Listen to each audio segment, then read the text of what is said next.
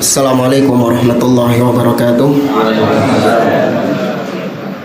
Innal hamdalillah nahmaduhu wa nasta'inuhu wa nastaghfiruh wa na'udzu billahi ta'ala min shururi anfusina wa min sayyiati a'malina.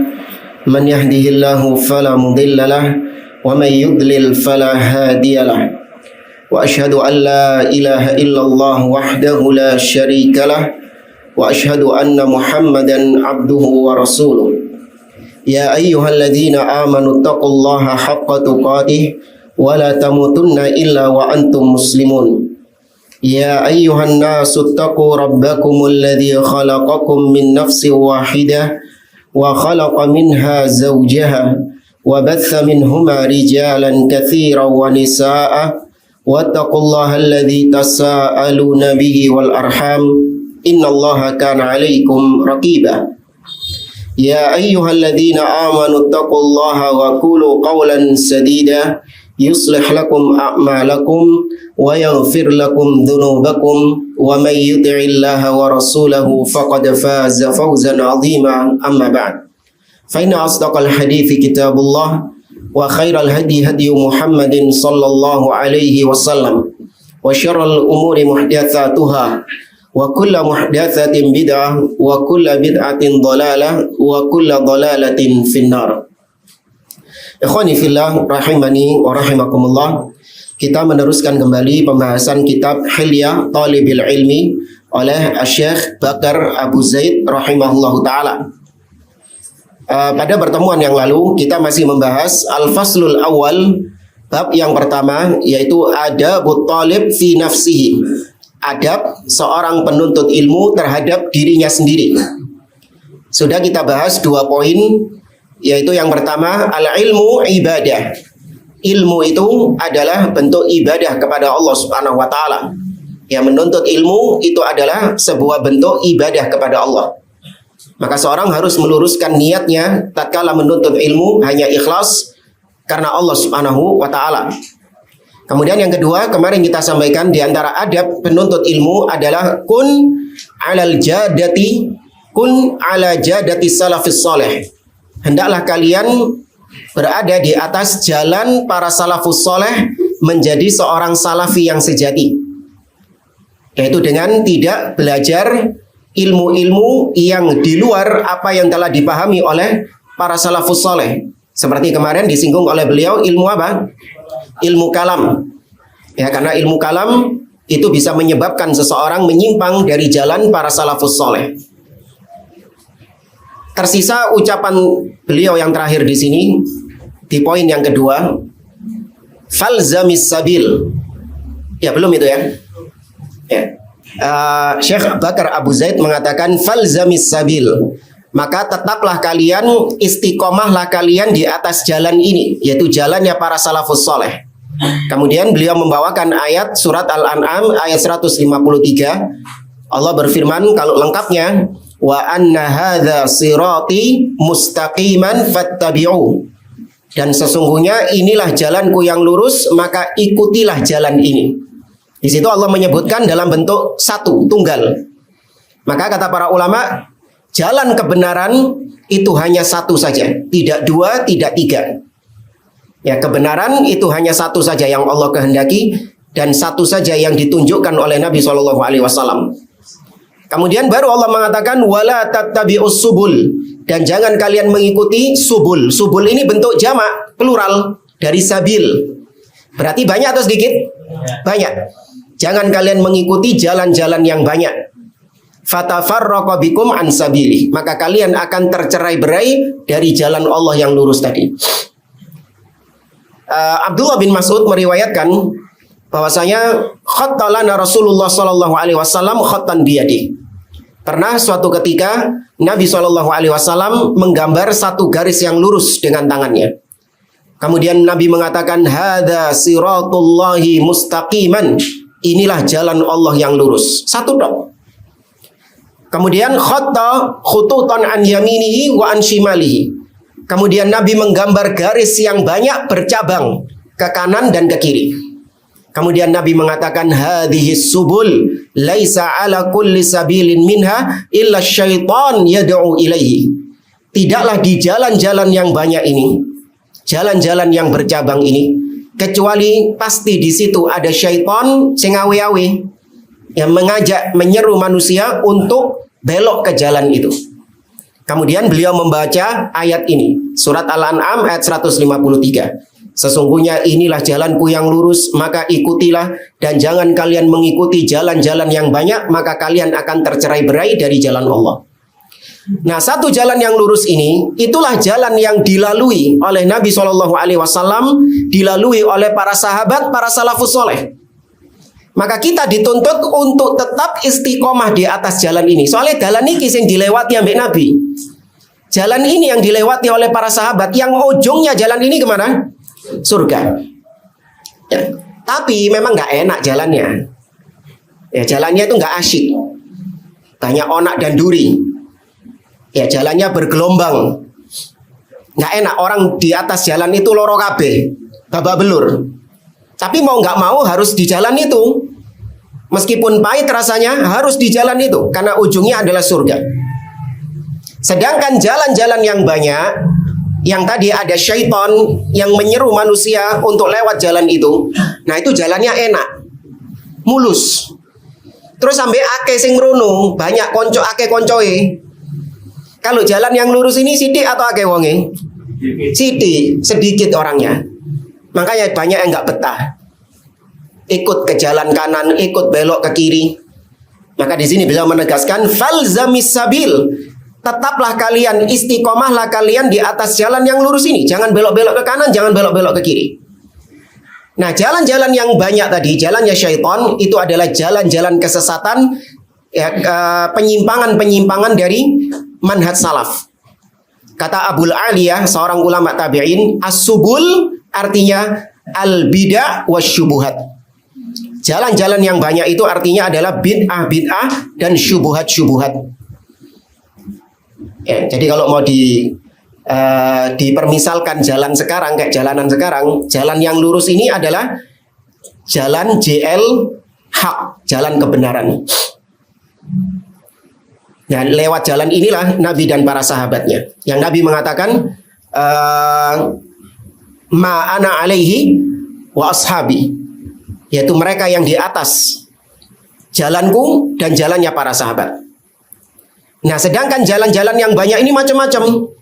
Ada JL Khawarij, ya, sebelah sana ada JL Jahmiyah, JL Murji'ah, ya, sebelah sana jalan Syiah Rafidhah, ya, sebelah sana jalan liberal, sebelah sini jalan Asy'ariyah dan yang lainnya. Ya, jalannya mulus, enak, bagus, gapurone apik. Tertarik orang mau lewat jalan situ, tapi ujungnya mana? An-nar. Karena kata Nabi, kulluha finnar illa wahidah. Semua yang berada di jalan-jalan itu semuanya terancam neraka kecuali satu saja yang akan masuk surga. Nah, sering kita sampaikan bahwasanya kita secara individu, kita adalah orang-orang yang berusaha untuk meniti jalan ini, bukan orang yang sudah memastikan diri pasti di jalan ini sampai akhir hayat kita. Enggak. Karena ada orang-orang yang sering nuduh bahwasanya kita ini pengkapling surga. Orang-orang yang sudah merasa sok suci, sok paling masuk surga. Enggak, keliru. Kita ini adalah orang yang cuma berusaha untuk meniti jalan yang lurus ini. Dengan cara apa? Dengan cara kita belajar. Nabi SAW itu bagaimana memahami agama ini, bagaimana para sahabat akidahnya. Dengan kita mempelajari itu, kita akan tahu jalan yang lurus ini, kemudian kita ikuti jalan mereka. Kita istiqomah di atas jalan mereka. Jatuh bangun, iya memang. Ya, jatuh bangun kita, terkadang kita oleng ke kanan, kan gitu kan? Balik lagi ke jalan yang lurus. Untung ono sing ngiling no. Terkadang kita oleng ke kiri, ya sudah mau masuk pemahaman menyimpang ini. Selamat ada yang mengingatkan kembali ke jalan yang lurus lagi. Ya, itulah di situ pentingnya al-amru bil ma'ruf wan nahyi 'anil munkar. Memperingatkan orang dari jalan-jalan kesesatan. Diperingatkan manusia, jangan lewat jalan situ, hati-hati. Kalau kau lewat jalan situ, maka kau akan tersesat dan ujungnya jalan itu adalah neraka. Orang yang memperingati ini, orang baik atau orang jahat? Orang baik. Ya. Orang yang memperingatkan dari kesesatan itu sedang memecah belah kaum muslimin atau menyatukan? Menyatukan sebenarnya. Ini ibarat jamaah kajian ini. Ya, sama-sama ngelewati jalan depan ini. Ini jalan apa namanya? Jalan Sidotopo Wetan Mulia. Sama-sama, yuk kita bareng. Kita sama-sama ngelewati jalan ini. Nah, kanan kiri lah ono gang-gangnya ya. Ada gang gitu. Saya katakan kepada antum, jangan belok kanan, jangan belok kiri. Wis, ikuti saja jalan yang lurus ini. Kemudian ada salah satu dari antum tertarik ke jalan belok kanan. Ya, mbok di awi-awi ambek sopo deh. Tertarik dia belok ke kanan. Kemudian kita cegah, Pak, jangan lewat situ, Pak. Salah jalannya. Ya, jangan lewat situ. Salah, balik lagi ke jalan yang lurus. Kalau lewat jalan situ, kau akan memisahkan diri dari jamaah. Tuh, namanya memisahkan diri dari jamaah adalah ketika dia keluar dari jalan Ahlus Sunnah. Ini berarti memisahkan diri dari persatuan. Maka bid'ah, kesesatan itu hakikatnya adalah memisahkan diri dari kesatuan, dari persatuan. Sehingga namanya bersatu adalah ketika sama-sama di atas jalan yang lurus ini. Ya, bersatu itu bukan berarti kumpul-kumpul semua jadi satu, enggak. Kalau bukan di atas jalan yang lurus itu bukan persatuan namanya. Itu bercerai-berai, bukan bersatu. Paham ya ilustrasinya? Baik. Kita lanjutkan poin yang ketiga di antara adab thalib kepada dirinya sendiri. Nah, kita baca di sini penjelasan dari Syekh Muhammad bin Shalih Al-Utsaimin rahimahullah taala. Atau mungkin kita baca dulu kalau yang lain belum dengar. Yang ketiga adalah mulazamatu khasyatillahi taala, yaitu senantiasa menghiasi diri dengan rasa takut kepada Allah Subhanahu wa taala. Senantiasa takut kepada Allah. Komitmen konsisten untuk takut kepada Allah. Kata beliau, at-tahalli bi'imaratil zahiri wal batini bi khasyatillahi ta'ala. Seorang penuntut ilmu hendaklah dia menghiasi dirinya dengan baik lahir ataupun batin, secara lahiriah ataupun hatinya. Dia hiasi dirinya dengan rasa takut kepada Allah Subhanahu wa taala. Muhafidhan ala sya'airil Islam. Dia menjaga syiar-syiar Islam, yaitu dia menjaga sholat yang 5 waktu misalnya. Ya, dia menjaga secara zahirnya, pakaiannya, ya, kemudian penampilannya dan yang lainnya dari perkara-perkara zahir. Kemudian wa idharis sunnah wa nashriha, dan dia menampakkan sunnah, tidak menyembunyikannya, enggak, tapi ditampakkan sama dia sunnah itu sebagai pembeda antara dia dengan ahli bidah. Wa nashriha, dan dia berusaha untuk menyebarkan sunnah itu dengan apa? Dengan mengamalkan sunnah tersebut. Wa da'wati ilaiha, dan mengajak manusia kepada sunnah itu. Dalan 'alallahi bi'ilmika wa samtika wa amalika. Seorang penuntut ilmu itu menjadi guide. Ya, dalan, dia menjadi guide bagi orang yang lain kepada jalan Allah. Dia menunjukkan orang lain ke jalan Allah. Dengan apa? Dengan ilmu yang dia miliki, dengan akhlak, sifat yang dia miliki, dan dengan amalan-amalan yang dia kerjakan. Dia menjadi guide, ya, menjadi petunjuk bagi orang lain agar orang lain juga sama-sama ke jalan Allah Azza wa Jalla. Mutahalliyan birrujulati wal musahalati wassamtis soleh, dan dia juga menghiasi dirinya dengan sifat ar-rujulah, yakni kejantanan, keberanian. Nggak malu-malu dia, nggak pengecut, tapi dia berani menampakkan sunnah di tengah-tengah ahli bidah. Dia berani menampakkan syiar-syiar Islam di tengah orang-orang kafir. Ya, tidak kemudian melembek, ikut arus, ya, ikut orang-orang kafir supaya orang-orang kafirnya ridho sama dia, enggak. Seperti misalnya ada orang-orang yang hidup di negeri orang-orang kafir. Kenapa? Iya, itu lebih parah itu. Padahal dia bukan hidup atau tinggal di tengah-tengah orang-orang kafir. Nggak seperti misalnya Anda hidup di tengah orang-orang kafir, di negeri kafir misalnya. Ketika itu seorang diuji, dia takut atau pengecut ketika menampakkan dirinya sebagai seorang muslim. Dia berusaha untuk menghiasi dirinya supaya sama seperti orang-orang kafir tersebut. Kenapa? Nggak enak, sungkan. Ya, nggak enak kata dia. Malu dia menampakkan syiar-syiar Islam. Maka yang seperti ini bukan adab seorang penuntut ilmu. Demikian juga dalam masalah akidah. Terkadang dia nggak mau menampakkan akidahnya karena takut dicela sama orang-orang kafir.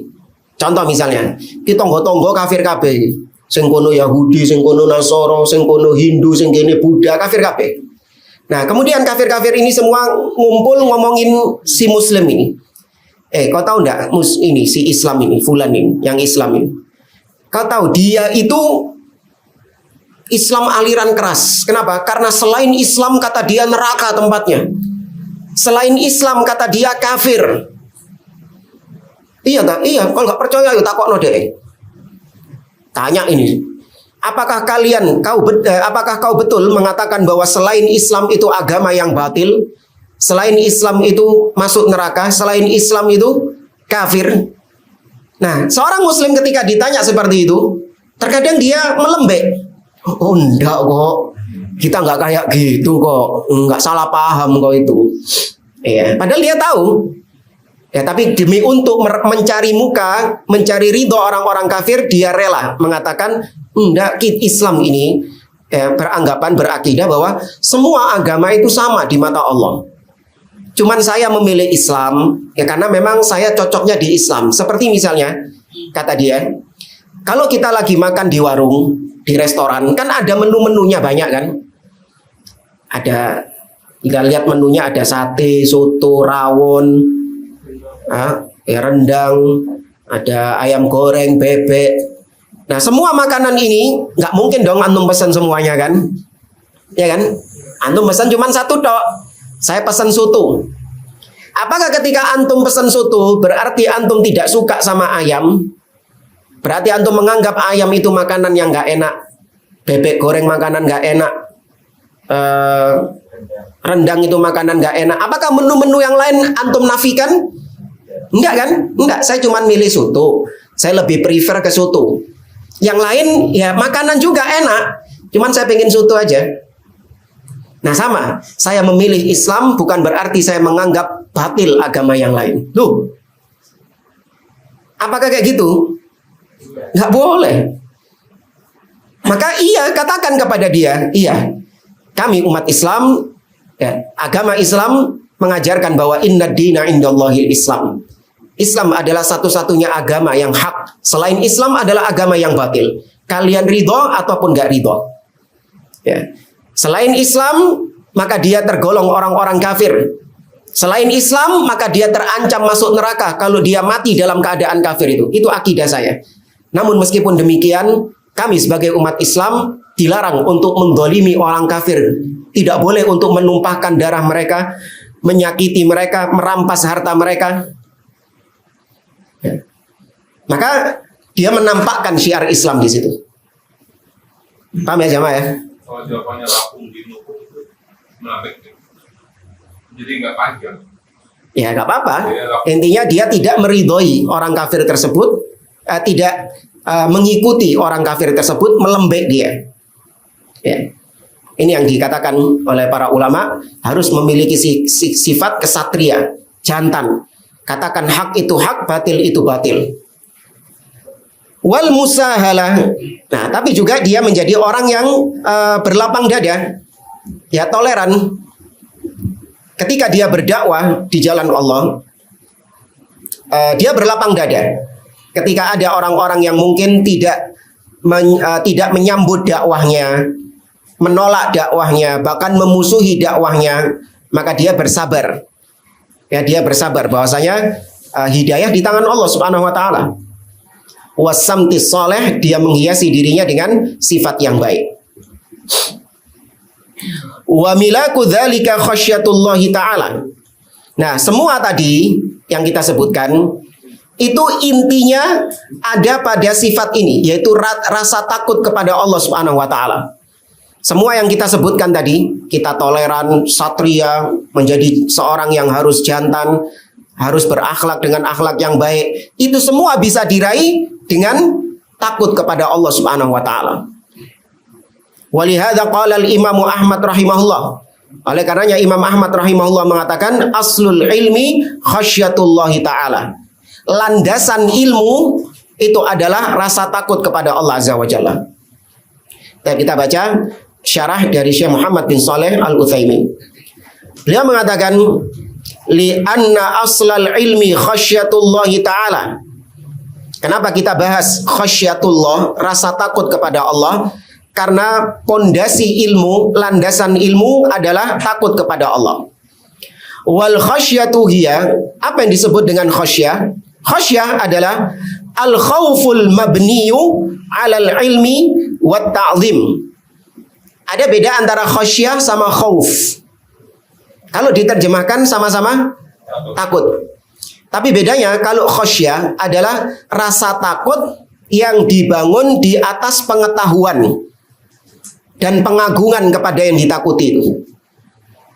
Ya, rasa takut yang dibangun di atas ilmu dan ta'zim kepada yang ditakuti itu. Beda sama khauf. Kalau khauf rasa takut yang tidak didasari dengan ilmu. Bahkan rasa takut yang tidak beralasan. Dia pokoknya. Nanti akan ada contoh-contohnya dari beliau. Walihada qala ta'ala, karena ya Allah Ta'ala mengatakan innama yakhsyallaha min ibadihi al-ulama. Ya, innama itu untuk hasr ya, untuk membatasi. Ya, innama di situ fungsinya untuk membatasi. Yang takut kepada Allah dari hamba-hambanya hanya para ulama. Maksudnya ulama di sini adalah orang yang alim, orang yang tahu, orang yang punya ilmu. Ya, ulama di sini umum ya sifatnya ya. Memang lebih khusus kepada ulama-ulama yang memang dalam ilmunya. Tapi seorang yang dia memiliki ilmu, maka dia akan semakin menumbuhkan rasa takutnya kepada Allah Subhanahu wa taala. Meskipun status dia tidak seperti ulama Syekh bin Baz, ya tidak seperti Syekh Al-Albani, tidak seperti Syekh Shalih Fauzan, Syekh Shalih Utsaimin. Ya, tapi minimal dia punya ilmu, itu sudah membuat dia takut kepada Allah Azza wa Jalla. Ya, maka yang takut kepada Allah dari hamba-hambanya hanya para ulama. Selain orang yang memiliki ilmu, dia nggak akan takut kepada Allah Azza wa Jalla. Fal insanu idza alimallah azza wa jalla, manusia ketika dia tahu tentang Allah Subhanahu wa taala haqqal ilmi, dengan ilmu yang sebenarnya, dia belajar tentang asma wa sifat, dia tahu tentang Allah, dia semakin mengenal Allah, maka semakin dia takut kepada Allah. Para ulama mengatakan man kana a'raf billah kana minhu akhwaf. Barang siapa yang lebih mengenal Allah, maka dia lebih takut kepada Allah Azza wa Jalla. Semakin dia belajar, semakin dia mengenal Allah, semakin dia takut kepada Allah Azza wa Jalla. Makanya nggak boleh bosan belajar asma wa sifat. Ya, di antara sebagian talibul ilmi paling belenger, paling sumpek, paling males kalau sudah belajar tentang asma wa sifat. Ya, nggak apa ya? Iya, kayak boseni gitu belajar asma wa sifat. Nggak boleh. Karena kita sedang belajar tentang zat yang kita sembah, zat yang kita ibadahi. Kita berusaha untuk semakin mengenal dia. Siapa sih yang kita sembah ini? Bagaimana sifat-sifatnya itu? Ada benefit yang kita dapatkan ketika kita tahu tentang sifat Allah yang hakiki. Itu bisa membedakan antara Tuhan yang sebenarnya dengan Tuhan yang palsu. Makanya di antara solusi bagaimana cara kita untuk tidak sampai kena syubhatnya Dajjal, ya, maka salah satunya adalah dengan kita belajar asma wa sifat. Kok bisa? Kok apa hubungannya? Dengan belajar asma wa sifat kita bisa terhindar dari fitnah Dajjal. Iya betul, karena Dajjal ngaku Tuhan. Dajjal bisa menunjukkan dan mematikan. Nggak ada sifat di situ. Hadis apa yang disebutkan sama Nabi? Nah, mata nam. Nabi mengatakan inna dajjal a'war wa inna rabbakum laisa bi'a'war. Sesungguhnya Dajjal matanya buta sebelah, sedangkan Rabb kalian tidak buta sebelah. Tuh. Di situ Nabi sandingkan antara sifat Dajjal dengan sifat Allah Subhanahu wa taala. Maka orang yang tahu tentang sifat Allah, dia akan selamat dari fitnah ad-Dajjal. Ya, maka harus serius kalau pembelajaran asma wa sifat. Kata beliau, maka seorang yang dia mengenal atau mengetahui Allah dengan sebenar-benarnya, wa arafahu haqqal ma'rifah, dan dia mengenal Allah dengan sebenar-benarnya ilmu, fala budda an taqa'a fi qalbihi khasyatullah. Maka pasti akan ada di dalam hatinya rasa takut kepada Allah Subhanahu wa taala. Ibarat seperti misalnya ketika seorang, ada perbedaan antara orang yang sudah tahu dan orang yang belum tahu. Ketika dia belum tahu, dia nggak ada takut-takutnya sama orang tersebut. Tapi ketika sudah tahu siapa orang itu, maka berubah. Dia lebih takut, lebih hormat kepada orang tersebut. Pernah dulu ya. Ya pernah dulu itu ya di sekolah itu ya ada semacam apa ya, kayak pengenalan siswa baru gitu. Ya di sekolah itu SMA itu ada pengenalan siswa baru. Kemudian duduk semua siswa-siswanya.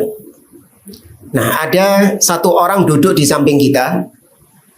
Ya, saya kira dia itu adalah siswa baru juga. Makanya sudah saya diajak ngomong saya salaman, ya sudah selesai, tak anggap biasa itu. Tapi ketika diberitahu bahwasanya dia ini adalah ketua OSIS. Nah, habis ini masa orientasi ini. Ya.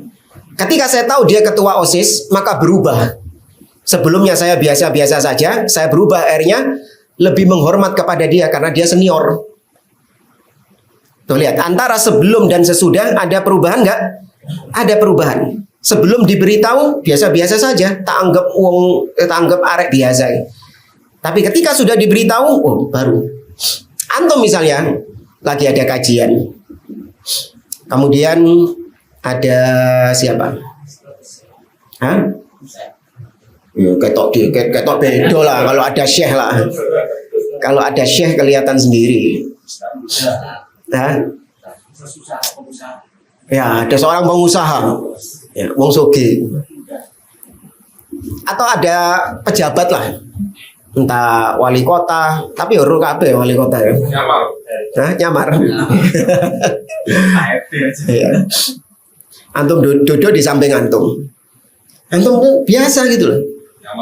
Iya. Tapi ketika dikasih tahu sama sebelah antum tahu enggak siapa itu di sebelah? Sopo, Mbok? Itu Pak Wali Kota itu misalnya. Oh iya ta? Langsung lain.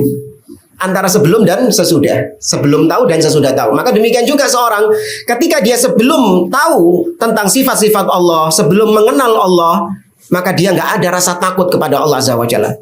Tidak ada rasa cinta kepada Allah Azza wa Jalla. Tidak ada pengagungan kepada Allah.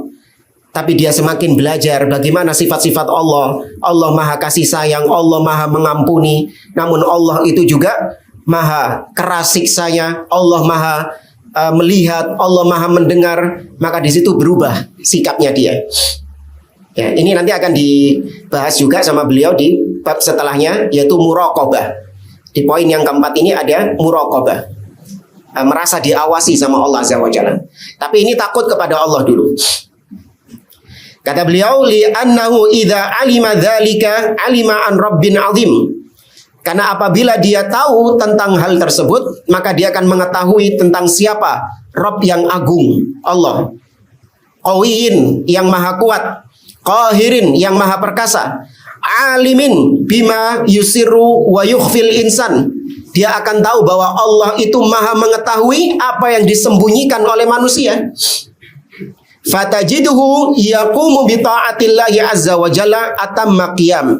Maka kalau dia sudah tahu tentang Allah, kau akan dapati dia akan melaksanakan ketaatan-ketaatan kepada Allah dengan sempurna. Antum tahu ada CCTV. Beda loh pegawai itu kalau diberitahu ada CCTV sama dia nggak tahu kalau ada CCTV. Iya, kinerjanya beda. Ketika ada pegawai diberitahu kalau ada CCTV di atasnya, maka dia akan melaksanakan pekerjaannya dengan sebaik-baiknya. Karena dia tahu ada CCTV yang mengawasi. Ya kan, kalau kita melakukan kesalahan, kekeliruan, kita nggak profesional, maka dampaknya nanti akan dipotong gajinya atau bahkan sampai dipecat. Ya, dia tahu ada CCTV dan dia tahu ada yang mengawasi CCTV itu. Sedangkan pegawai lain nggak dikasih tahu. Waduh sak kantore tapi gak dikai weruh nek ono CCTV. Beda ini kinerjanya. Yang nggak dikasih tahu kalau ada CCTV, kerjaannya apa? Ya malas. Ya kerjaannya santai-santai main game. Ya kan? Apalagi biasanya tidur-tiduran dan yang lainnya. Tapi kalau yang sudah dikasih tahu ada CCTV, sregep. Bingung deh. Opo arek-arek kok cek sregep iki. Sama ketika ahli maksiat ngelihat orang-orang soleh cek sregep. Ya kan durung wayane adzan wis budal nang masjid. Heran mereka. Ya, karena nggak ada rasa takut kepada Allah Azza wa Jalla. Tapi ini pentingnya ilmu bisa merubah kepribadian seseorang. Qala ulama, para ulama mengatakan al-farqu bainal khasyati wal khauf.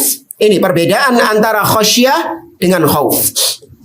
Annal khasyah takunu min 'idhamil makhsyi wa annal khauf min dha'fil khaif. Perbedaan antara khasyah dengan khauf. Kalau khasyah itu terjadi karena keagungan yang ditakuti itu.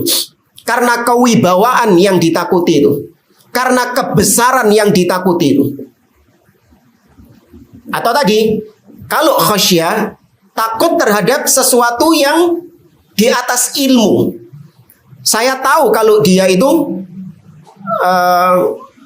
maha kuasa. Saya tahu kalau dia itu punya kekuatan. Saya tahu kalau dia itu sangatlah berwibawa agung. Karena atas dasar pengetahuan saya inilah saya takut sama dia. Adapun khauf itu takut yang dibangun tanpa dasar ilmu. Ya. Ada orang yang takut sama apa? Takut-takutnya arek cilik loh. Ada dulu takut sama nggak ada anak kecil itu takut sama ya takut sama kecoa kalau atas dasar ilmu nggak apa-apa, khasyah. Karena tahu kalau kecoa ini membawa penyakit. Ya. Ini khasyah. Jadi takut karena didasari dengan ilmu. Saya tahu berdasarkan penelitian bahwasanya kecoa ini membawa banyak kuman, bakteri, membawa banyak penyakit yang berbahaya. Maka saya menghindar dari kecoa itu. Ya. Ada takut-takut seperti takut sama hal-hal yang nggak ditakuti tapi dia takut. Takut badut. Ya kalau badut-badut yang bukan serem, maksudnya ada yang berkedok badut tapi sebenarnya dia ya pencuri, ya penculik misalnya. Nah di sini disebutkan nanti takut sama bayangan. Bayangan, takut sama bayangan. Ada orang-orang yang takut sama bayangan. Ini namanya khauf, bukan khasyah. Ya, takut yang berasal min dha'fil khaif, dari lemahnya, pengecutnya orang tersebut. Ya, karena saking pengecutnya sampai takut, bahkan sama bayangan sendiri takut. Wa illam yakun al-makhufu 'aziman. Padahal yang ditakuti itu bukan sesuatu yang besar, bukan sesuatu yang memang bisa membawa dampak kepada dia, enggak. Wedi-wedi karepe dhewe. Nah, bahasa kita. Takut-takut karepe dhewe. Kalau nak sing diwedeni wedi-wedi dhewe. Takut mau ke kamar mandi. Kenapa? Ya enggak ada, ya takut aja pokoknya enterno ke kamar mandi. Wedi-wedi karepe dhewe. Ini karena pengecutnya sifat orang tersebut. Ya karena lemahnya orang tersebut sehingga sampai mau ke kamar mandi saja minta antar. Walihada yakhafus sabi min fatan akbar minhu qalilan. Oleh karenanya ada Anda dapati seorang bocah, dia takut sama bocah lain yang posturnya lebih tinggi sedikit daripada dia. Dia tingginya 100 cm, Nah, yang dia takuti tingginya 101 cm misalnya. Kacek sidik, tapi tidak takut. Nah, ini berarti karena apa? Pengecutnya. Walihada yakhafu ba'dun nas min la syai'. Sebagian orang takut terhadap sesuatu yang tidak ada hakikatnya, nggak ada apa-apanya. Takut sama pohon, ya takut sama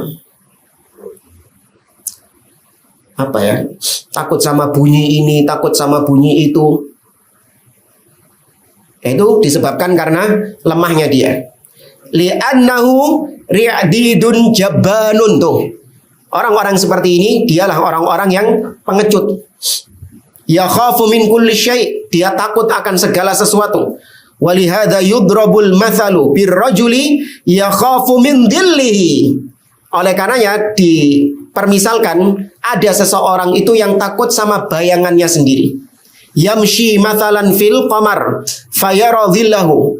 Mungkin dia berjalan di bawah cahaya bulan. Ya, dia jalan di bawah cahaya bulan. Gelap kan? Ya, kemudian ada cahaya bulan. Fayara dhillahu, dia melihat bayangan dia. Kemudian dia mengatakan, hadza talibun lahiqani. Wah, ini orang mengikuti aku ini dari tadi, bayangan ini. Dimeloi terus aku ini. Tsumma yahrub, kemudian dia kabur lari ketakutan. Li'annahu jabban, karena dia jabban, pengecut. Dia ambil bayangannya dewi. Ya, karena wah ini ngikuti saya dari tadi ini, pasti mau ada apa-apa ini, mau nuntut aku sesuatu ini, ya mau ngambil sesuatu dari aku ini, kok dari tadi aku diikuti terus.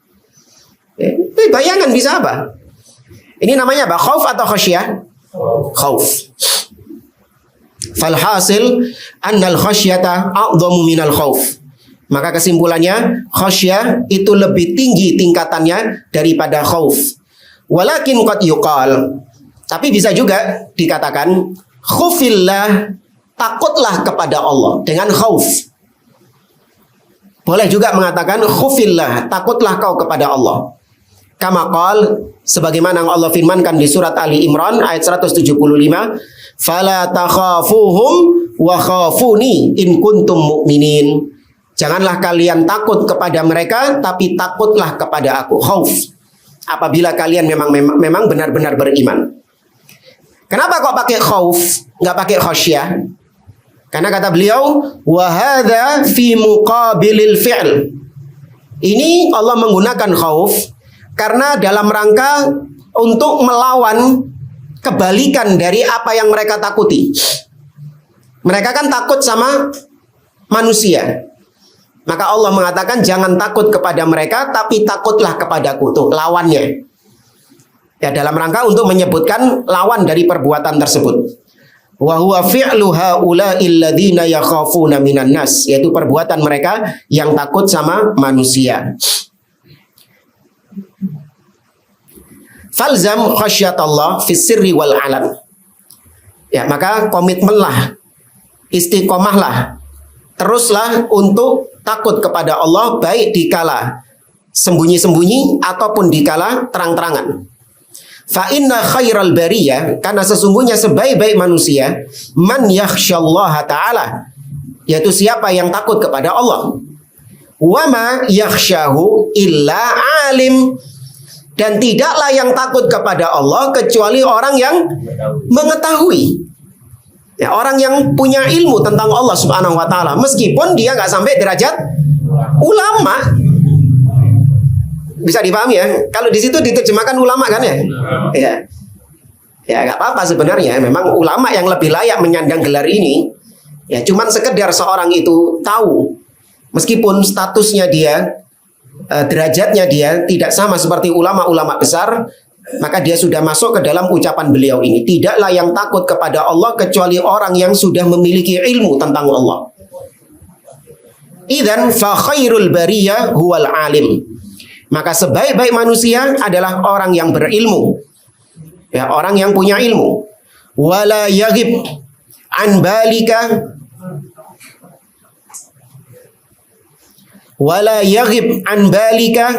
annal alim la yu'addu aliman illa idza kana amilan. Kata beliau, dan janganlah terlewatkan darimu bahwasanya seorang yang alim, orang yang mengetahui, dia tidak dianggap sebagai orang yang tahu kecuali apabila dia mengamalkan pengetahuannya itu. Nanti akan ada penjelasan dari beliau, dari Syekh Utsaimin. Jadi kalau dikatakan seorang alim yang sejati, orang yang tahu adalah ketika dia mengamalkan apa yang dia ketahui. Tapi kalau dia cuma sekedar tahu tok, iya dia tahu, alim hanya sebatas secara bahasa saja. Kalau nggak diamalkan, seperti nanti dicontohkan, ada banyak orang-orang yang alim tapi dia tidak mengamalkan ilmunya, maka dia nggak disebut sebagai seorang yang alim secara hakiki, karena dia nggak mengamalkan ilmunya. Antum lihat orang-orang Nasoro, mereka dikatakan orang yang alim secara bahasa, karena mereka tahu tentang Islam. Ono lho wong-wong Nasoro, bahkan di kampus-kampus mereka itu, sekolah-sekolah teologi mereka ada mata kuliah Islamologi. Mereka belajar di situ tentang Islam, belajar bahasa Arab, bahkan banyak yang bisa bahasa Arab. Ya, pernah kita berdebat dengan orang Nasoro, bahwasanya mereka meyakini Yesus itu adalah kalam, firman Allah yang berubah menjadi manusia. Maka saya bantah bahwasanya firman Allah, kalamullah itu adalah sifat Allah Subhanahu wa taala. Ya, maka nggak mungkin kemudian menjadi manusia, karena itu adalah sifat Allah. Kemudian dia menyebutkan bahwasanya Islam sendiri juga khilaf, apakah Al-Qur'an itu makhluk atau kalamullah. Saya mikir loh, kok perlu deh. Iya. Dia kok perlu deh. Ya memang belajar. Ya, memang belajar dia. Maka secara asal, secara bahasa, orang Nasara tersebut dikatakan alim nggak? Secara bahasa ya, iya, dia tahu. Tapi secara syar'i, dia tidak dikatakan alim, karena dia tidak mengamalkan. Nah, yang dimaksud sama beliau di sini adalah dia tidak dianggap sebagai orang yang alim secara syar'i, secara pengertian syar'i, sampai dia mengamalkan ilmunya itu. Wala ya'malul alim bi'ilmihi illa idza lazimathu khasyatullah. Dan orang yang alim, dia tidak akan mengamalkan ilmunya kecuali apabila ada rasa takut kepada Allah dalam dirinya. Ya, ini kata Syekh Bakar Abu Zaid. Sekarang kita baca penjelasan dari Syekh Utsaimin. Nah, ini tadi saya menggunakan istilah alim yang syar'i. Ya, ada istilah lain yang lebih tepat, alim yang robbani. Ya, ada alim yang robbani. Kata beliau, qaulul musannif la yu'addu aliman. Dia tidak dianggap sebagai orang yang alim. Maksudnya adalah aliman robbanian, yaitu seorang alim yang robbani, ya, yang mendidik dirinya sendiri, mentarbiyah dirinya sendiri, baru kemudian mentarbiyah orang lain. Bukan cuman punya hafalan, punya koleksi ilmu, bukan. Tapi ilmunya itu digunakan untuk mentarbiyah dirinya sendiri. Itu namanya alim yang robbani. Itu yang dimaksud sama penulis ya. Wa amma kaunuhu aliman diddul jahil fahada sahih. Tapi kalau ada orang yang tahu, dia bukan orang yang jahil. Dia tahu, tapi nggak diamalkan sama dia. Maka boleh dikatakan dia ini orang yang cuman tahu saja, sekedar tahu, tapi dia tidak dikatakan robbani. Dia tidak dikatakan sebagai seorang alim yang robbani. Falladhi, ini contohnya, falladhi allafa kitab al-munjid, yang mengarang kitab al-munjid. Ada yang tahu al-munjid kitab apa? Kamus. Dipakai, antum lihat di pondok-pondok pesantren, di perpustakaan-perpustakaan, antum masuk, tanya kitab munjid mesti ono. Ya, pesantren ahlu sunnah ataupun ahli bid'ah. Ini jadi rujukan, salah satu rujukan inti dalam masalah bahasa. Namanya kitab Al-Munjid. Ya, bukan berarti kitab-kitab yang lain kayak Lisanul Arab, ya, kemudian Al-Mu'jam, Al-Wasit, dan yang lainnya nggak dipakai, enggak. Tapi ini salah satu referensi. Ya, dipakai oleh kaum muslimin. Ya, kitab Al-Munjid, ana lupa nama pengarangnya siapa ya.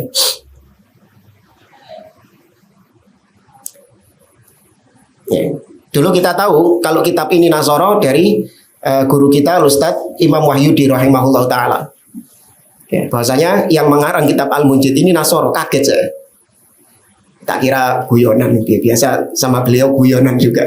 Kita cek, iya beneran. Nah, di sini beliau mengatakan Al-Munjid yang pengarang kitabnya Rajulun Nasroniyun, seorang Nasoro, Kristen agamanya, yang mengarang kitab Al-Munjid ini. Nah, di sini menunjukkan bahwasanya bahasa Arab itu nggak mesti Islam. Orang-orang Nasoro sendiri banyak yang orang Arab. Antum kalau jalan di Lebanon, ya, atau di Syria, atau di Palestina, bahkan di Bethlehem terutama, orang-orang Arab. Ya, tapi semuanya Nasoro, Nasrani, Ubadus Salib, para penyembah-penyembah salib.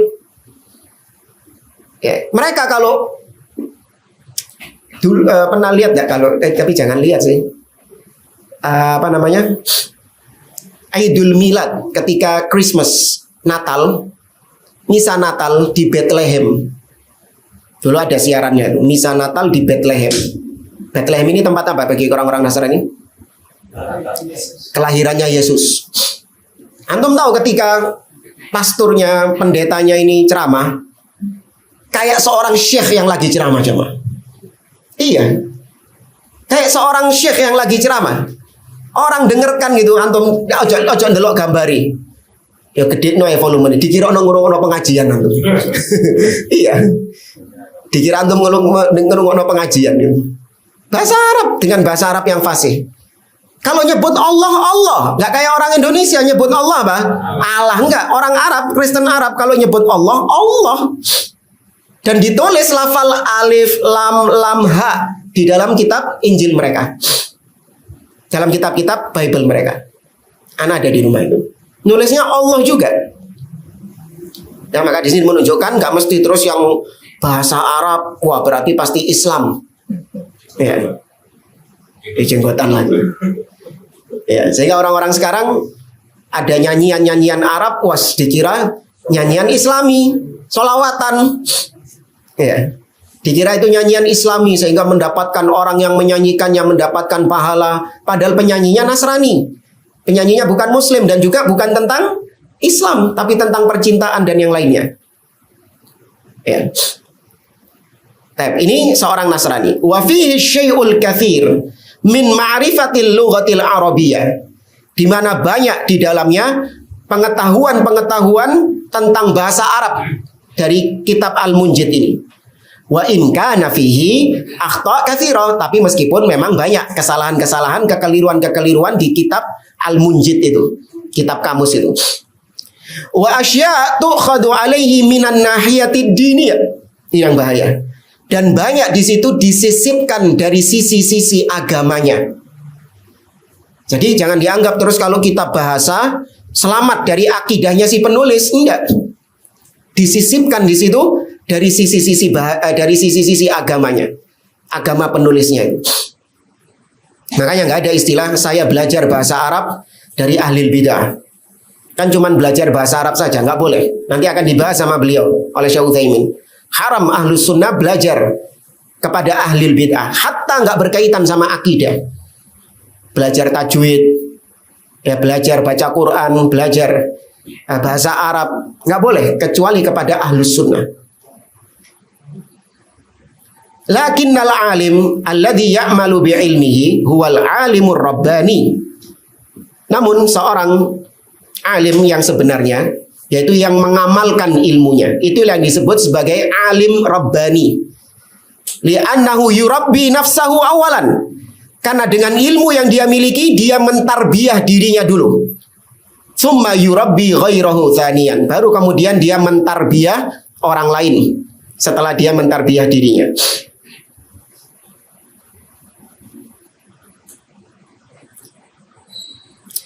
Saya cukupkan sampai di sini.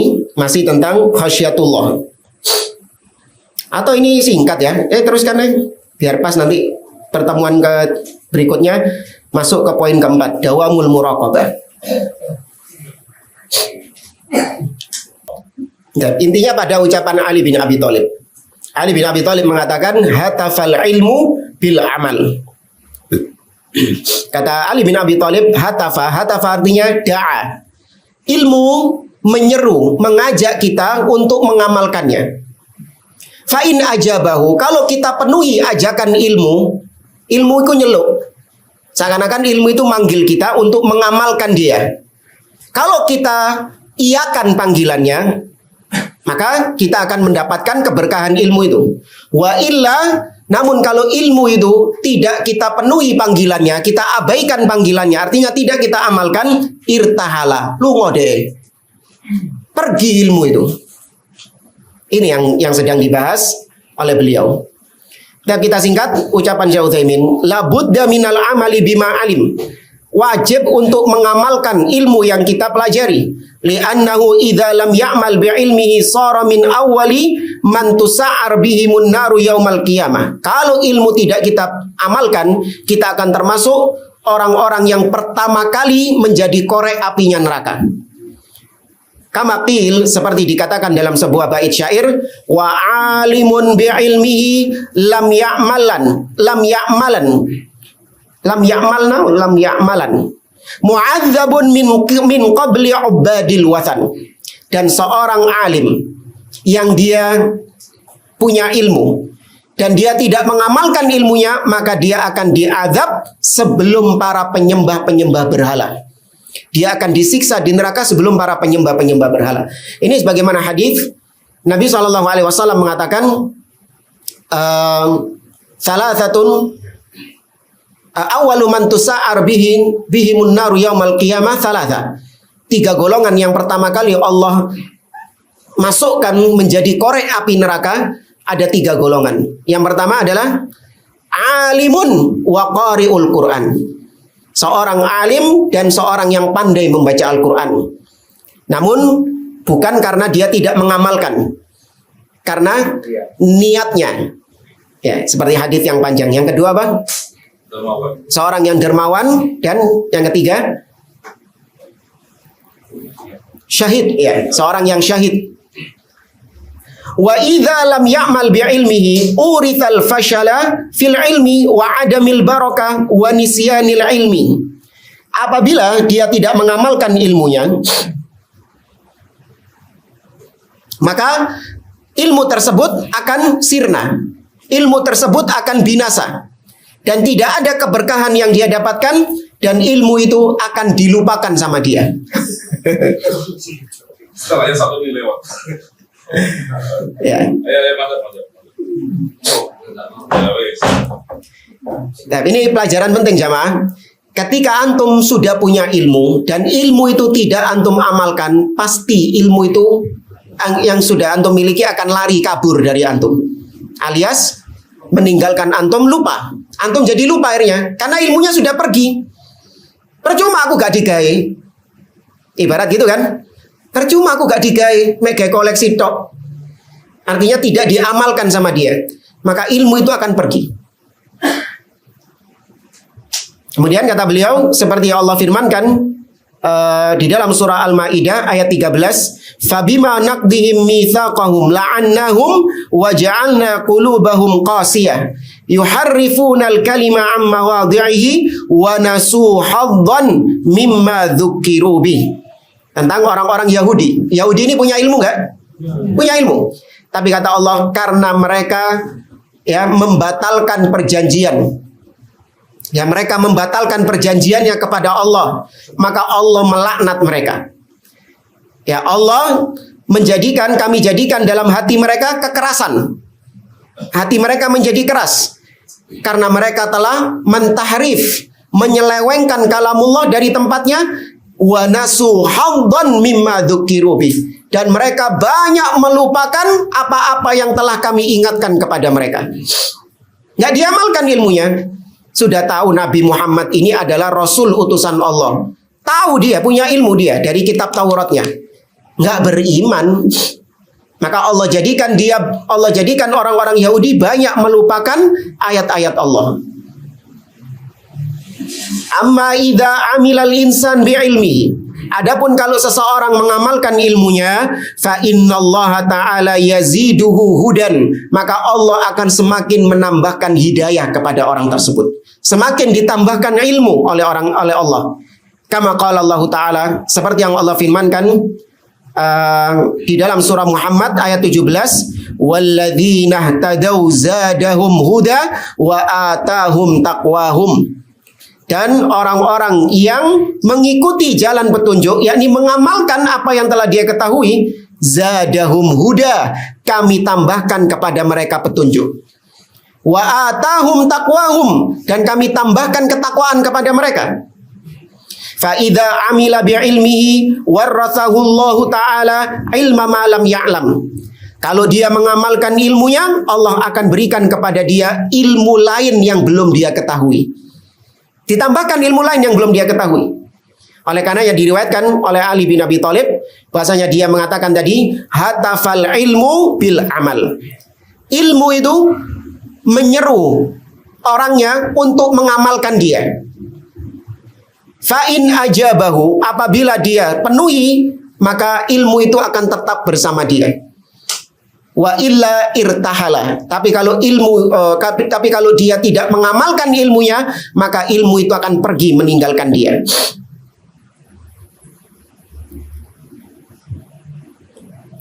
Nah, alasannya secara ilmiah kata beliau, ai al-ilmu wa dzalika li annaka idza amilta bil ilmi tadzakkartahu. Yang demikian itu apabila Anda mengamalkan ilmu, maka Anda akan terus mengingat ilmu yang Anda amalkan itu. Wa adrib li hadza mathalan. Nah, beliau memberikan contoh. Birajulin arafa sifatas shalah minas sunnah. Nah, ketepaan nih, mari kita bahas juga. Seorang dia mengetahui tentang dia punya ilmu tentang sholat. Kan mari sinau kan. Sudah belajar kan, sudah hatam kan. Ya, seorang dia punya ilmu tentang sholat. Ya. Wa sara ya'mal biha kullama shalla, dan dia mengamalkan ilmunya tersebut selama dia sholat, dia amalkan ilmunya itu. Kita sudah belajar tentang bacaan-bacaan ruku, tentang bacaan-bacaan sujud, tentang bacaan-bacaan i'tidal, ya, bacaan-bacaan sholawat, bacaan tasyahud dan yang lainnya. Betul nggak di sifat sholat Nabi? Ya. Coba mana yang antum amalkan itu yang menetap bersama antum. Yang tidak antum amalkan kemana? Pergi dia. Percuma gak digaya. Pergi dia. Ya kan? Tepat ini contohnya beliau ini. Fa innahu la yansa ma'alim. Kalau dia praktekkan ilmu yang dia amalkan, ilmu yang dia ketahui itu, maka ilmu itu dia tidak akan lupa dengan ilmu tersebut. Ilmu itu akan tetap bersama dia. Li'annahu yatakarraru alaihi, karena dia mengulang-ulang terus. Ya, sama seperti hafalan kita. Orang menghafalkan Quran cepat. Ya, bukan kita sombong. Satu halaman seorang bisa menghafalkannya kurang dari 10 menit. Satu lembar, satu halaman. Kalau cuma sekedar hafal, kurang dari 10 menit bisa. Tapi ya sudah, cuma saat itu tok. Ketika tidak dia ulang-ulang sama dia, kemana hafalannya? Hilang, pergi. Makanya saya paling gak setuju kalau ada orang dikasih titel Al-Hafidh.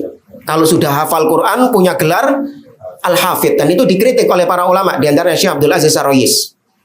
Ini gelar-gelar yang apa ya? Gelar-gelar yang fluktuatif gitu loh. Tapi seorang dia sudah lulus dari pondok tahfidz, hafal 30 juz, ya dites sampai ustadz waktu ujian dites ini hafal semuanya. Kemudian dia pulang ke kotanya, tidak ada murojaah, tidak pernah baca Quran dia, 1 bulan saja. Kemana hafalannya? Sudah pergi meninggalkan dia. Tapi titelnya seono gak? Seono, dia masih menampakkan diri kepada orang dengan titel sebagai hafid. Wah, ini hafal Quran ini. Padahal wis lali. Iya, sudah lupa, ilmunya sudah hilang. Sama juga dengan gelar-gelar yang lain. Lakin lau tarokal amal, makanya gelar-gelar itu hanya sebatas orang itu pernah sekolah, bukan orang itu punya ilmu, bukan. Gelar doktor, profesor, ya LC, MA itu hanya sebatas gelar kalau orang itu pernah menempuh pendidikan. Tapi apakah ilmu yang dia tempuh dalam pendidikannya itu masih ada atau tidak? Wallahu a'lam. Ya, kalau dia amalkan ilmu-ilmu tersebut, maka tetap ada ilmunya itu sama dia. Tapi kalau dia tidak mengamalkannya, maka sebanyak apapun gelarnya, kemana ilmunya? Hilang, lupa. Kayak saya misalnya, ya, saya punya titel pendidikan. Ya, cuman karena saya sudah lama nggak berkecimpung di dunia pendidikan, saya lupa cara bikin silabus, ya, RPP gitu. Ya, lupa sudah. Ya, lupa. Padahal dulu, wah, ahli, masya Allah. Ya, sekarang karena sudah lama nggak dipakai, lupa. Ya, coba lah, antum dulu ketika SD banyak belajar tentang pelajaran-pelajaran yang sekarang nggak antum pakai ilmunya. Apa misalnya ya? Hah? Matematika Pitagoras. Seiso antum. Dah iso soalnya apa? Soalnya kata digawe. Nggak pernah dipakai sama dia. Terus ada lagi apa? Aduh, lupa nah. Lupa ya, no jenenge tok lali pisan. Ya. Padahal dulu kita ya asik belajar kayak gitu. Ya, tapi karena nggak dipakai, pergi dia minggat, wis percuma wis, aku gak digawe. Tak ngalih, mungkin ada orang lain yang lebih menghargai saya. Pergi. Ya, maka juga kita banyak-banyak ngaji, belajar ini, belajar kitab ini, amalkan. Kalau nggak diamalkan, ya sudah percuma antum datang ke kajian ini. Kalau tidak diamalkan, pergi ilmu itu. Itu saja. Wallahu a'lam bishawab. Kalau ada yang mau ditanyakan, tafadhol. Yang mengenai yang tadi tidak kesatria, takut ya, yang tadi dicontohkan. Kalau itu melihat dia menjawab karena mempertimbangkan kemaslahatan dan kemudaratan yang ada, gimana? Ya, makanya dia jawab dengan jawaban yang memang apa adanya demikian. Toh kalaupun kita menjawab seperti Ana tadi, itu tidak akan menyinggung mereka. Ketika yang dicontohkan pada zamannya Imam Ahmad itu yang masalah Quran kalamullah, ada yang oh iya, kalau memang sudah ada ancaman, kekhawatiran. Ya, maksudnya tangan ini kan dia bersiasat untuk ya kayak Ammar bin Yasir, ya, dia mengikuti tuntutan orang-orang Quraisy untuk mengucapkan kekufuran itu karena memang ancamannya nyata. Itu khosyah itu. Karena pedang sudah di sini. Tahu dia kalau ini sampai nggak jawab, ya sudah hilang kepalanya. Dicontohkan tadi seperti yang kata Riza, ini bakal dituduh sak kampung loh maksudnya. Kalau misalnya ngomong gini, mendingan ngomong yang data-data misalnya itu dalam rangka untuk bersiap. Iya, seorang bisa menimbang ya. Ada memang ketakutan-ketakutan yang nggak hanya ketakutan-ketakutan yang bayangan saja, tidak ada hakikatnya. Ketakutan-ketakutan yang berlebihan. Was-was. Iya, was-was. Tapi memang ada ketakutan yang berpotensi, dia tahu itu berpotensi untuk menyebabkan kemudaratan bagi dia. Seperti misalnya, saya menyampaikan tentang kesyirikan, tentang kebid'ahan, firqah-firqah yang menyimpang. Ya, saya sampaikan. Namun ketika menyebut nama person-personnya, orang-orangnya, di sini ada khosyah. Ketika saya sebutkan namanya, maka besar kemungkinan saya terjerat kemudaratan besar, yaitu masalah hukum. Dan itu mudaratnya lebih besar. Ya, mudaratnya jauh lebih besar. Di mana hanya gara-gara nyebut namanya fulan saja, ya banyak hak-hak yang terlantar ketika saya terkena jeratan hukum seperti itu. Ya, maka lebih baik saya tinggalkan karena itu ketakutan yang didasari dengan ilmu. Ya, saya sempat tanya-tanya kepada orang-orang yang ahli hukum. Nggak apa-apa, antum kalau menyebutkan tentang kesesatan ini, ya nggak masalah, itu tidak akan terkena hukum di situ. Tapi ketika antum menyebutkan nama orang, jelas-jelas di situ menyebutkan nama orang, nah itu berpotensi bisa terkena jeratan hukum. Nah sudah, maka berarti ketakutan saya didasari dengan ilmu dan itu memang ada potensi di situ. Maka saya hindari hal tersebut. Tapi ada orang-orang yang memang nggak mau sama sekali dia, anak nggak mau bahas syirik, nggak mau bahas bid'ah, nanti takut ini. Nggak ada, itu cuman khayalanmu saja kayak gitu. Itu cuman khayalannya dia saja, nggak ada hakikatnya kayak gitu. Berarti dia membangun ketakutannya tanpa ilmu. Ya, murni karena sifat pengecutnya dia. Nah, wallahu a'lam. Tadi Pak Ustadz menjelaskan tentang ilmu kalau yang tidak diamalkan akan hilang. Ya. Dan saya tanyakan bagaimana para penuntut ilmu atau mereka-mereka yang mondok, tetapi mereka kan sebenarnya kan tidak harus jadi ulama atau jadi penceramah, Ustaz. Jadi dia sekedar kalau lulus mondok pulang ke rumah ya sekedar mengamalkan sendiri gitu. Bagaimana dengan semacam itu, Pak? Iya, dia mengamalkan apa yang wajib bagi dia. Makanya seorang itu hendaknya dia lebih fokus ilmu yang memang sehari-hari dia amalkan, yang memang Allah wajibkan dia untuk belajar atau berilmu tentangnya. Kayak seperti misalnya sholat, itu sehari-hari kita laksanakan. Wajib kita berilmu tentang sholat itu, baca Al-Quran. Ya, adapun ilmu-ilmu lain yang memang kita belum diwajibkan, maka boleh kemudian kita hanya sebatas belajar. Namun ketika kita lupa, maka itu tidak akan berdampak kepada kita. Contoh misalnya kita yang harta kita belum sampai nisab, belum sampai haul, tapi itu sudah ilmu ya. Nisab haul itu berarti sudah tahu dia. Atau haji lah. Ya, seorang yang dia belum mampu untuk melaksanakan haji, apakah dia wajib belajar tentang haji? Belum mampu dia. Sampai ketika dia sudah mampu untuk melaksanakan haji, maka wajib bagi dia belajar haji. Adapun sekarang boleh dia belajar tentang haji hanya sebatas untuk pengetahuan saja. Tapi ketika dia hajinya nanti 10 tahun, 15 tahun lagi, dia belajarnya tahun 2024 sekarang, budaleng 2040. Dia belajarnya sekarang, berangkatnya tahun 2040. Nanti sebelum berangkat wajib belajar lagi nggak dia? Belajar ilmu yang sekarang, lali wesan, lupa. Ya. Kita saja dulu tahun-tahun 2017, 2018, 2019 sebelum COVID, ya, itu saking seringnya umroh, maka ilmu tentang umroh itu seakan-akan sudah menetap dalam diri kita. Namun begitu berhenti COVID, ya kan, kemudian berapa tahun setelahnya baru dibuka lagi untuk umroh, belajar lagi karena sudah lama nggak diamalkan ini umroh ini, belajar lagi, murojaah lagi. Ya. Maka kalau tadi yang dikatakan hal-hal yang dipelajari di pondok, ya, maka apa yang memang itu diwajibkan atas dia tetap dipelajari sama dia, seperti bahasa Arab, ya, terus dipakai sama dia dengan membaca kitab, ya, atau dia mengikuti kajian para ulama sehingga dia masih tahu tentang bahasa Arab, ya, atau tentang baca Al-Quran, dia tetap mengamalkan baca Al-Quran meskipun dia profesinya menjadi dokter, profesinya menjadi pegawai atau pengusaha lah, tapi dia memiliki ilmu yang sudah dia pelajari, apa yang wajib bagi dia tetap dia amalkan ilmu tersebut. Kita dulu pernah belajar ilmu waris, ya, tapi karena memang nggak pernah kita pakai, lupa sudah.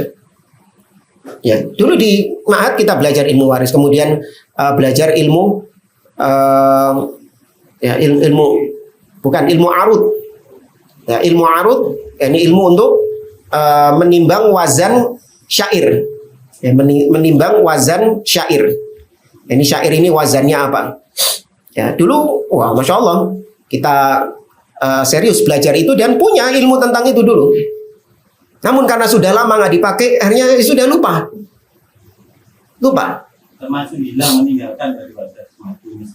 Iya, karena nggak digunakan, karena nggak sering kita jumpai, nggak kita pakai ketika kita mengajarkannya misalnya, nggak kita ajarkan itu. Ya, hanya diajarkan di ma'had-ma'had. Cuman at least minimal kalau pingin tahu lagi hanya sebatas murojaah lagi, bukan dari nol. Residunya masih ada, ya kan? Sisa-sisanya masih ada, sehingga kalau mau, ya kayak sepeda motor suwe gak di starter ngono lho. Rodok soro gak?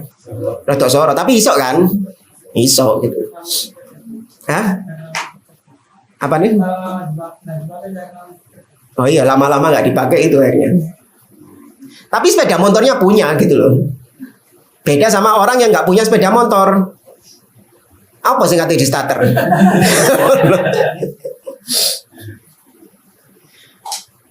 Ya, cukup ya, Pak ya. Karena tadi anak telat, kita akhiri. Subhanakallahumma wa bihamdik, asyhadu an la ilaha illa anta astaghfiruka wa atubu ilaik. Assalamualaikum warahmatullahi wabarakatuh.